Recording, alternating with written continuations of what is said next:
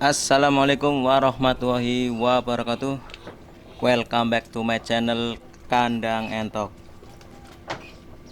Untuk teman-teman yang baru menemukan channel saya, tentunya sebelum melanjutkan ke video berikutnya, alangkah baiknya untuk teman-teman menekan tombol subscribe, like, and comment agar channel saya terus berkembang dan saya semangat dalam mempreview, memperkenalkan, dan menjelaskan tentang dunia perentokan. Tentunya di pagi hari ini, di hari Minggu yang cerah, tepatnya pada tanggal 23 Januari tahun 2022, masih seperti biasa rutinitas di pagi hari memberikan pakan indukan-indukan yang ada di kandang Inojaya Farm. Yang bisa dilihat teman-teman sendiri, indukannya itu belum begitu banyak, paling tidak itu antara 20 ekor betina dan sekitar 6 pejantan. Tapi di sini saya tidak akan membahas tentang indukan-indukan ini. Saya sedikit akan memberikan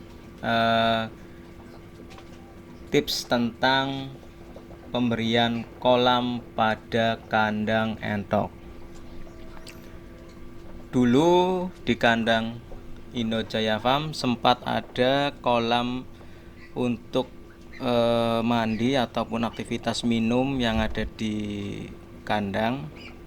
Tetapi karena kesalahan teknis, kolamnya itu bocor, akhirnya dihancurkan semua, diratakan, dan pemberian air minumnya itu menggunakan bak ember mandi ya, yang saya kira itu tidak ekonomis atau efisien karena terlalu banyak tempat air minum sehingga kelihatan berantakan.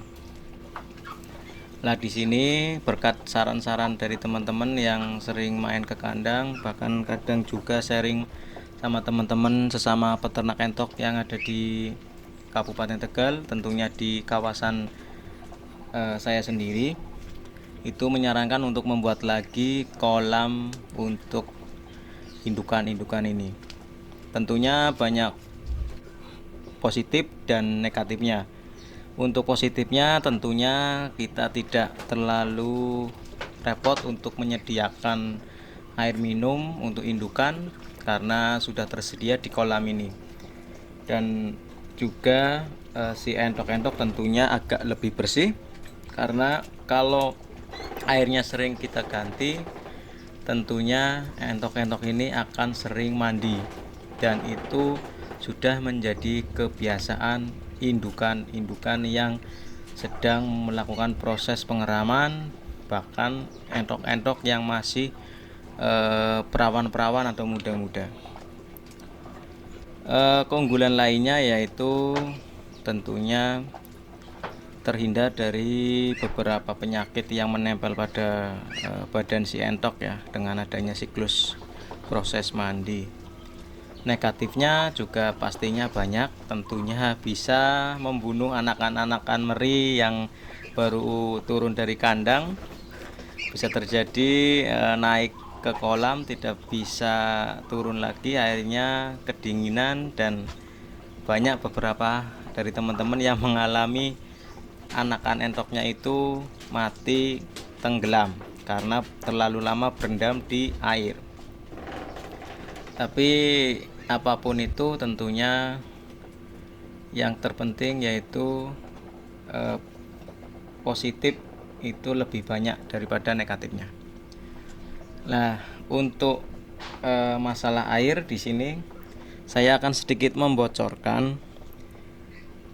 Dari kemarin banyak teman-teman yang main ke kandang itu mempersoalkan tentang air yang warnanya terlalu hijau yang ada di kolam saya. Karena kebanyakan dari teman-teman yang memakai sistem kolam itu mereka rutin membersihkan atau mengganti airnya 3 hari atau 2 hari sekali untuk mengganti air yang keruh menjadi jernih lagi, agar si entok itu proses mandinya lebih rutin. Tapi di kandang saya itu sengaja saya bikin airnya itu berwarna hijau. Tentunya tidak menutup kemungkinan karena saya ada maksud kesengajaan agar airnya itu menjadi warna hijau. Maksudnya apa? Nah, tentunya di sini saya bocorkan. Air ini saya sengaja kasih pupuk urea atau pupuk pertanian yang dicampur dengan pupuk NPK Mutiara, bermaksud untuk menambah nutrisi si air agar menambah nitrogen yang ada di air dan bisa menimbulkan tumbuhan air yang ada di kolam.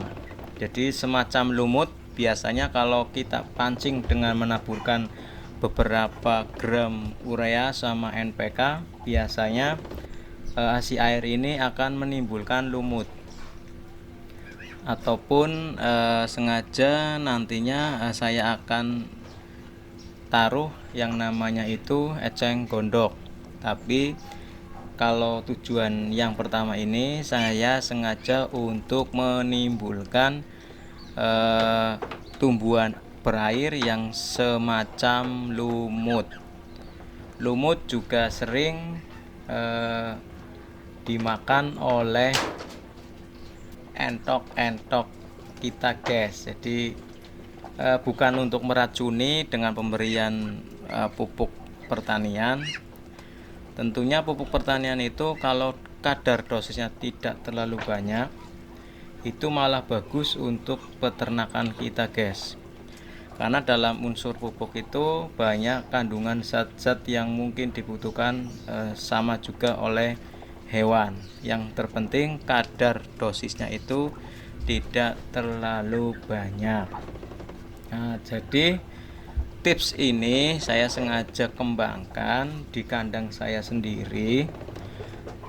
Yang salah satu positifnya itu saya tidak terlalu capek untuk membuang yang namanya air, guys.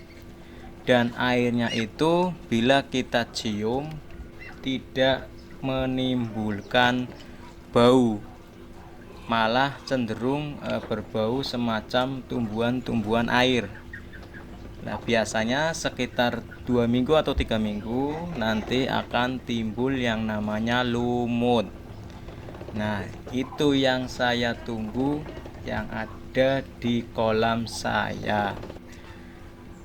Tetapi saya juga harus sering rutin menambah jumlah air yang ada di kolam, karena tidak menutup kemungkinan karena sinar matahari dan aktivitas entok yang sering minum, otomatis debit airnya pun pastinya akan berkurang. Jadi kita juga setidaknya untuk dalam 1 minggu itu kita menambah debit airnya. Mungkin sedikit penjelasan tentang air yang ada di kolam ternak saya, kenapa berwarna hijau ataupun kenapa tidak diganti dengan air yang bersih. Ya, bertujuan agar bisa menimbulkan yang namanya tumbuhan air sejenis lumut. Dan lumut ini pun kalau jumlahnya bisa banyak, kita bisa jual untuk proses pemancingan. Terima kasih. Wassalamualaikum warahmatullahi wabarakatuh. Salam ternak, salam ngos-ngos.